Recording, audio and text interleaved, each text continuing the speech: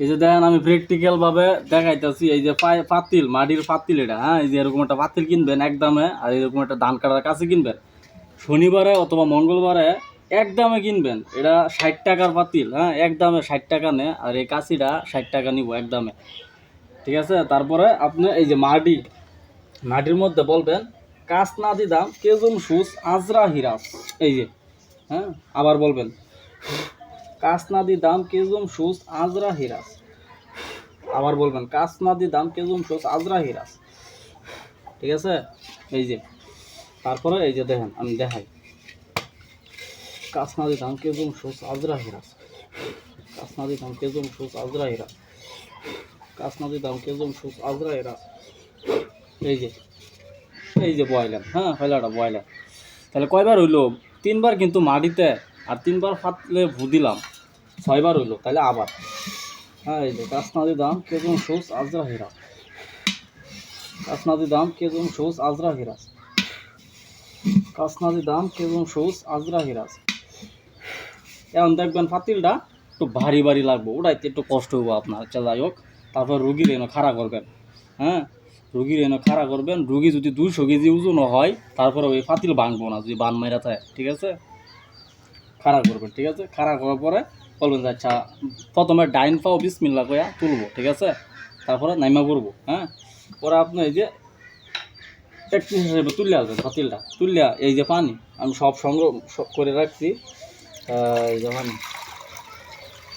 পানি দিলাম, হ্যাঁ দিলে এই যে মন্ত্রটা কেমন করবেন, বিসমিল্লাহ আনতাল সাফি বিসমিল্লাহ আনতাল কাফি বিসমিল্লাহ আনতাল মাফি, কাটি কাটি পান কুঙ্গেন কাটি আসমানের পান জমিনের পান আগুনের পান হাওয়ার পান আল্লাহর সুরে মোহাম্মদ রসুল কাটিয়া কোন খান খান রাখিও আল্লাহ তুমি তোমার ইজ্জতের মা, রাখিও আল্লাহ তুমি তোমার হাবিবের মান, যদি বান কুঙ্গেন নাহি কেটে সুলেমান পাইকাম্বর কাল্লা ফাটে জয় জয় হুঙ্কার সারি বিসমিল্লাহ ওয়াসকুরুল আলী তোর মোহাম্মদ গুলোর নাম নিয়ে বান কেটে ওয়াজা বাতাস্তম জব্বারিন।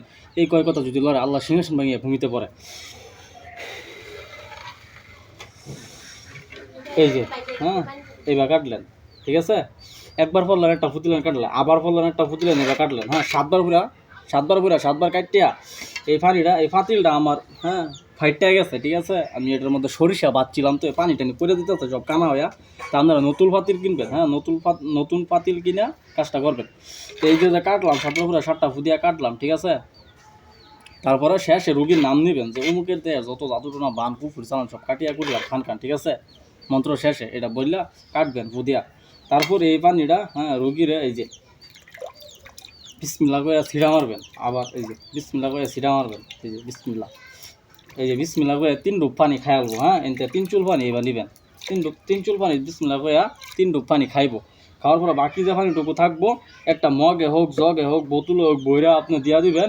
বলবেন যে এই পানি সকাল বিকাল 7 দিন পর্যন্ত এক ডুব খাইবা, এবং এই পানি দিয়া গোসল করবা। গোসল কেমনে করবা?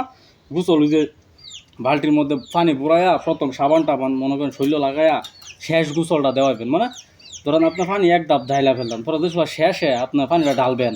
ওই সময় এই বালতি পুরাইয়া এই কিছুটা পানি ওই বালতির মধ্যে দিয়ে মিক্স করে ওই পানি দিয়ে গোসল করে আলবো। আশা করি রুগী একদিনে সুস্থ হয়ে যাবো, 5 মিনিটেই সুস্থ হয়ে যাবো, ঠিক আছে। তবে 7 দিন পর্যন্ত পানিটা খাইতে হইব, গোসল করতে হবে, তাহলে সম্পূর্ণভাবে, হ্যাঁ এটার জাদুটনা যা আছে সব ধ্বংস হয়ে যাবো। এটা প্র্যাকটিক্যালি বুঝাই দিলাম, না বুঝার কোনো কিছু নাই।